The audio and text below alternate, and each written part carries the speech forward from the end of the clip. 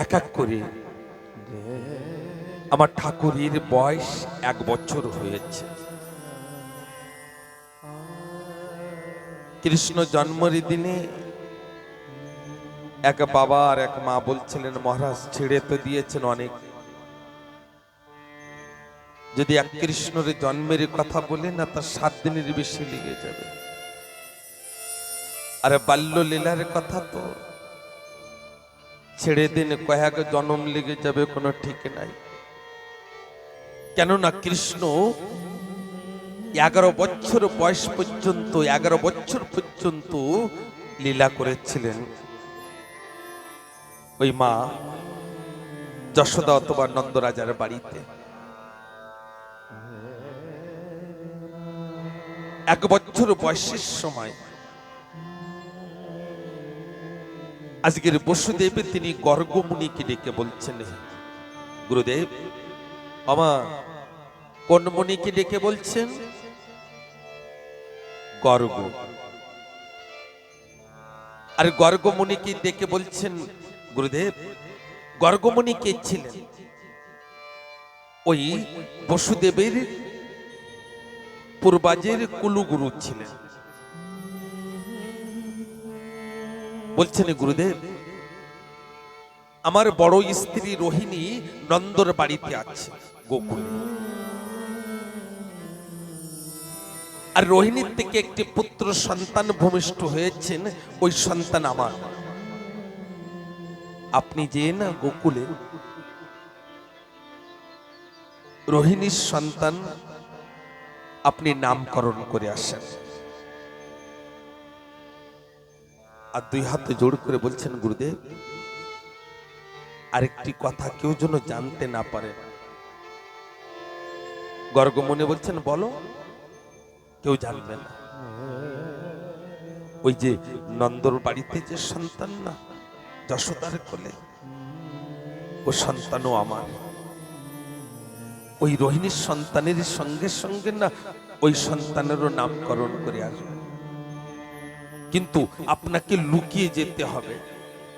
এই দুষ্ট কংসের গুপ্ত চোর লাগিয়ে যদি দেন তাহলে আমার সন্তানের পরে কষ্ট আসবে। ও মা, মোবাইল একটু পরে চালালে হবে না? হে ঠাকুর ভক্তগণ, আজকের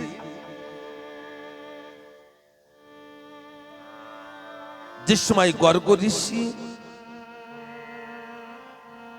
গোকুলে প্রবেশ করেছেন, নন্দ বাবা জানতে পেরে না ছুটি চেয়ে ওই ষষ্টাঙ্গে প্রণাম করে নন্দ রাজা তিনি গর্গমুনিকে বলছেন, গুরুদেব ধন্য আমার গোকুলবাসী, ধন্য আমার গোকুল ধামের মাটি, আপনি এসেছেন।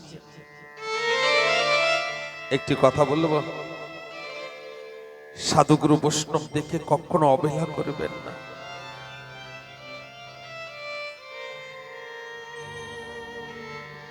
এনাদের কাছে থেকে আশীর্বাদ নেবার চেষ্টা করবেন।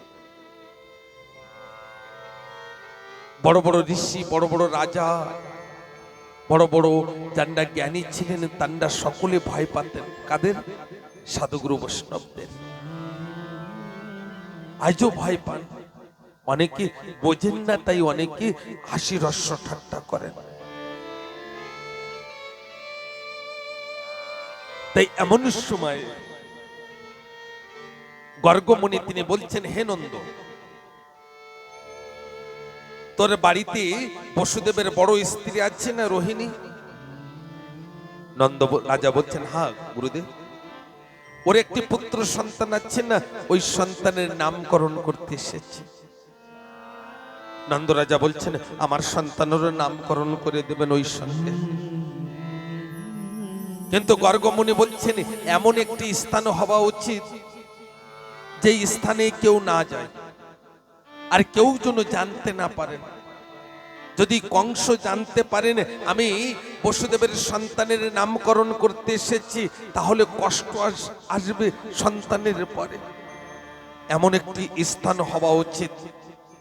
তা নন্দরাজা বলছেন, আমার বাড়িতে এমন একটি স্থান আছে, সেই স্থানে না কেউ যায় না।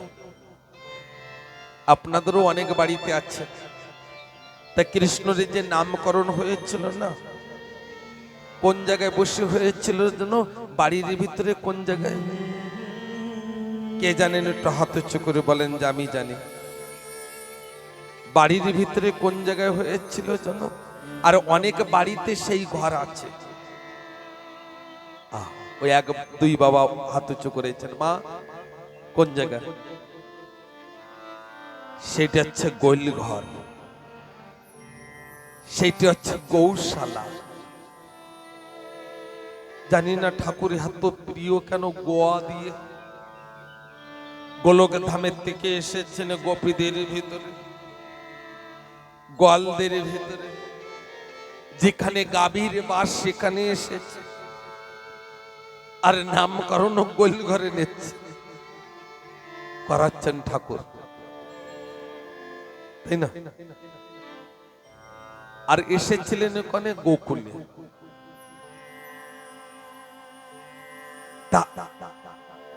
আসেন, আজকের গোল ঘরের ভিতরে না গর্গ ঋষি, গর্গমণি আর নন্দ বাবা বসে আছে। আর নন্দ বাবা কে বলছেন, গর্গমণি বলছেন, হে নন্দ, বেলা আসতে যাচ্ছে, নামকরণের সময় বয়ে গেল, ওই রোহিণীকে আর যশোদাকে ডেকে আনো না। ও মা, ধ্যান দেন। আমি কিন্তু সেদিনও একটা কথা বলেছি, আমরা এখানে জান্ডা বসে আছি না, আমরা সকলে স্কুলে বসে আছি। আর স্কুলে অনেকে ফেল যায়, অনেকে পাস হয়। তাই যে কোটা খুচাখুচি কথাবার্তা বলতে থাকে না, ও কোটা ফেল। আর কিছু আছেন ওনা মাস্টারের কথাকে ভিতরে নিতে থাকেন। কিন্তু আমি জানি এখানে যারা আছেন ভালো স্টুডেন্ট, আমার ঠাকুরের, আমরা যারা স্টুডেন্ট, ভালো স্টুডেন্ট, আমরা ঠাকুরের কথা যে নিচ্ছি না, এটা ভেতরেই নেব। গর্গমণি বলছেন, নন্দ ডাকো না। আর নন্দ ডাকছেন, যশোদা, এ যশোদা, নামকরণের সময় চলে যাচ্ছে। আর মা যশোদা ঘরের থেকে বাইরে দেখেন বলরাম, আর বলরামকে কোলে করে নিয়ে গোল ঘরের ভিতরে ঢুকিয়ে গেলেন। আর মা রোহিণী তিনি কি করলেন? ঘরের থেকে বাইরে দেখেন কৃষ্ণ, আর কৃষ্ণকে কোলে করে নিয়ে গোল ঘরের ভিতরে ঢুকিয়ে দিয়ে বলছেন, দুইজনে প্রণাম করে বলছেন, গুরুদেব নামকরণ করেন। গর্গ ঋষি বলছেন, যশোদা, তোর সন্তানকে নিয়ে বয় না। মা যশোদা বলছেন, আমার সন্তান নিয়েই তো বসেছে। এই রোহিণীর সন্তান আর যশোদার সন্তানের মধ্যে কোনো ভাগ ছিল না ওনাদের। এখনই বলছেন, আমি তো আমার সন্তান নিয়ে বসেছি, আর এদিকে রোহিণী বলছেন, আমার সন্তান নিয়ে বসেছি, আপনি করেন না নামকরণ। জীবনে দুটি জায়গায় মিথ্যে কথা বলবেন না, ধরা পড়ে যাবেন। জীবনের সব জায়গায় মিথ্যে কথা বলেন, কিন্তু দুটি জায়গায় কোনোদিন মিথ্যে কথা বলবেন না, ধরা পড়ে যাবেন। প্রথমে জায়গা নিজের জন্মদাতা মাতা পিতার সম্মুখে মিথ্যে কথা বলবেন না, ধরা পড়ে যাবেন। না বলা কথাও মাতা পিতা বুঝতে পারেন, সন্তানের দিকে তাকিয়ে বুঝতে পারেন। যদি ব্যারিস্টারও হয়ে যান না সন্তান, তাও মা যদি সন্তানের দিকে তাকান না, বুঝতে পারেন যে এর জন্য কি হয়েছে। পয়সার প্রয়োজন, না পেটে ব্যথা করছে, না মাথায় ব্যথা করছে, না না খেয়ে আছে, এ তো মাই বুঝতে পারেন, বাবাই বুঝতে পারেন। এই জায়গায় কোনোদিন মিথ্যে কথা বলবেন না। আরেকটি জায়গা, ঋষিদের সম্মুখে, সাধুগুরু বৈষ্ণবের সম্মুখে ধরা পড়ে যাবেন। গর্গমণি বলছেন, যশোদা, ওই যে রোহিণীর কোলে যে সন্তান না যশোদা, ও সন্তান তোর, আর তোর কোলে যে সন্তান আছে না, ও সন্তান রোহিণীর। এখনই ওই যশোদা কি করেছেন, ওই বলরামকে দিয়েছেন রোহিণীর কোলে, আর রোহিণীর কোলের থেকে নিয়ে বসে বসে বলছেন করেন নামকরণ। এখনই গর্গ ঋষি বলছেন আমি নামকরণ করব, তো সর্বপ্রথম আমি এখানে এসেছি রোহিণীর সন্তানের নামকরণ করতে। আমি রোহিণী সন্তান বড়, এই জন্য ওর সন্তানের নাম আগে রাখবো। দুই নয়ন বন্ধ করে আজকের গর্গমুনি তিনি দেখছেন অনন্ত কোটি ব্রহ্মাণ্ডের মালিক শ্রী হরির পার্শ্বদ শেষ নাগ। আরে অত্যন্ত বল,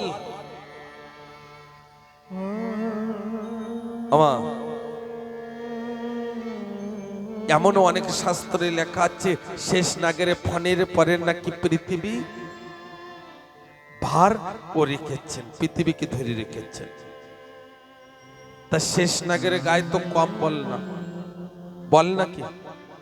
এই জন্য ওই গর্গমুনি বললেন এর নাম থাকবে বল। আর একদিন এই রামের ভাই ছিলেন,